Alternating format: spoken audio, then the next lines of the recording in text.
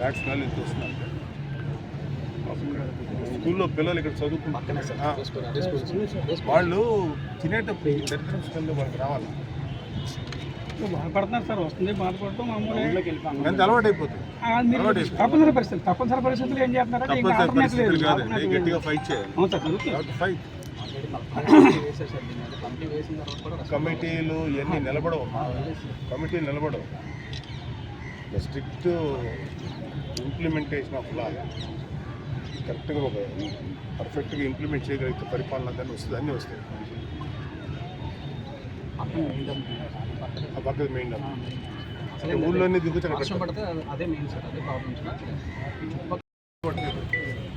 Type of ఇది మేము not rich, very lower middle class నుంచి అన్ని అదృష్టం కొద్ది వచ్చాం.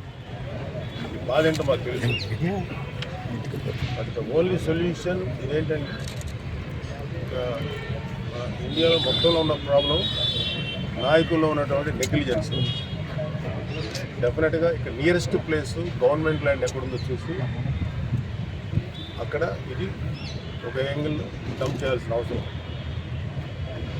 అంటే ఇక్కడ మెయిన్ ఇష్యూ ఏంటంటే ఇక్కడ చుట్టుపక్కల ప్రజలు సరౌండింగ్ ఒక 1 కిలోమీటర్ రేడియస్లోనో అది ఇంకొంచెం దూరంలోనో ఈ మస్కిటోస్, ఈ స్మెల్, తర్వాత ever dead cats, dead animals పడేయటం.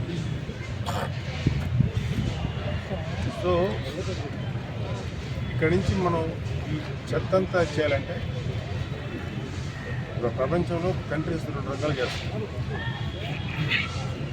ఒక జర్మనీలో అయితే రీసైక్లింగ్, వైజాగ్లో కూడా అయితే రీసైక్లింగ్ ఉన్నది. రీసైక్లింగ్లో చాలా గట్టిగా స్టడీ జరగాలి. ఎంత స్టడీ జరగాలంటే అది కంట్రీ నుంచి రావాలి, at the same time state governments కూడా తీసుకుంటాయి. All state governments are very negligent about this issues. Next ఎక్కడైతే అడ్డగోలుగా ల్యాండ్స్ తవ్వేస్తున్నాయో, ఏదైనా తవ్వేస్తున్నా ల్యాండ్ ఫిల్స్ చేస్తారు. దీంట్లో ఇంచుమించు మట్టి ఎక్కువ ఉంటుంది. దీంట్లో ఉండే కొన్ని వ్యర్థాలని సపరేట్ చేసి ఎంత మట్టి వస్తుందో ఆ మట్టిని ల్యాండ్ ఫిల్స్ చేస్తారు. ప్రపంచవ్యాప్తంగా జరిగేటువంటి ప్రపంచంలో అన్ని కంట్రీస్లో వేస్ట్ ఫామ్ అవుతుంది. కాలిపోయిన టైర్ల దగ్గర నుంచి పాత కార్లు, అన్నీ బట్టలు, వాటినేమి. సో వీటన్నిటిని కూడా మనం చేయడానికి ఫస్ట్ పరిగెట్టబడి సెంట్రల్ గవర్నమెంట్, స్టేట్ గవర్నమెంట్స్కి ఒక బాధ్యత.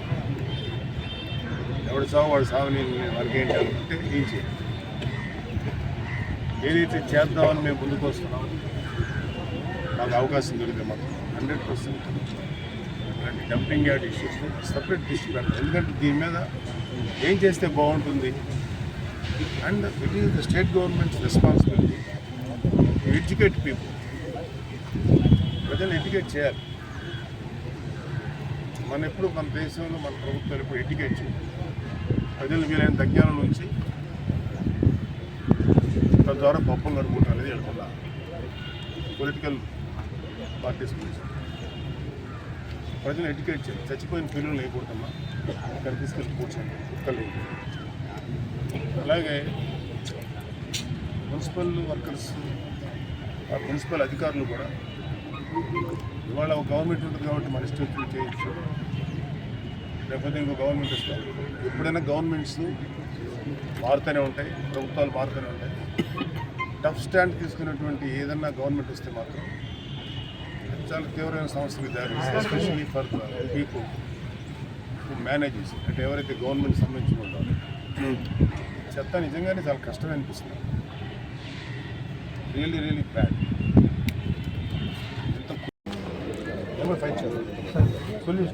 సొల్యూషన్ ఏంటంటే మా ఇంట్లో చెత్త వేదంతో ఒప్పుకోరు, అదేవిధంగా ఈ ఊరు చెత్త పక్క ఊరు వేస్తే ఒప్పుకోరు. అసలు ఈ చెత్త గత 50 ఏళ్ళు 100 ఏళ్ళ నుంచి శారదానగర్లో డంపింగ్ యార్డ్ మున్సిపాలిటీకి సంబంధించి ఆ ప్లేస్లో ఉండేదండి. శారదానగర్ ఇక్కడికి 2 కిలోమీటర్స్ సార్. తర్వాత గృహాలు వచ్చాయి. ఆ గృహాలు వచ్చాయని చెప్పి వాళ్ళందరూ కూడా మా గృహాలు వచ్చాయి, మా గృహాలు వచ్చాయి, డంపింగ్ యార్డ్ తీసేయండి అని చెప్పి వాళ్ళు చెప్పడం అనేది కరెక్ట్ కాదు సార్. డంపింగ్ యార్డ్ కావాలని ఇల్లు కట్టుకొని డంపింగ్ యార్డ్ తీసేయమంటే ఆ రోజు అనాలోచితంగా తీశారు.